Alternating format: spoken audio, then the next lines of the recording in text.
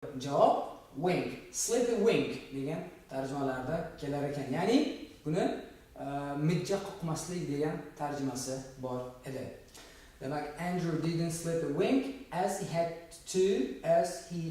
to a stomach ache degan iborada kelar ekan.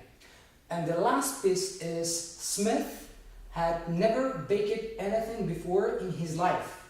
He didn't even have a hint, suggestion, clue about how to turn the oven on. Demak, bizda eng to'g'ri javob a hint, suggestion or clue. Qaysi biri?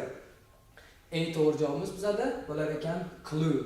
Ya'ni have a clue degani biror narsa, not have a clue iborasi to know nothing about.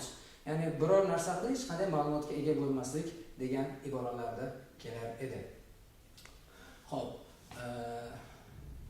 bu bugungi o'rganishimiz kerak bo'lgan va bugungi suhbatlashishimiz kerak bo'lgan idiomalardan biri edi va sizlarga ham har doimgi suhbatlaringizda idiomalardan foydalanishni tavsiya qilaman. Idiomalardan foydalanishlikdan maqsad o'sha bizni suhbatimizga ko'rk va husniga husn qo'shishlik uchun va bizlarning suhbatimizni yanada chiroyliroq chiqishiga xizmat qiladi. Keyingi darslarimizda yana yangi idiomalar haqida xudo xolasa gaplashamiz. O'ylaymanki, bugungi darsda o'tilgan idiomalar barchaga yoqdi. Keyingi darsda ko'rishguncha salomat bo'ling.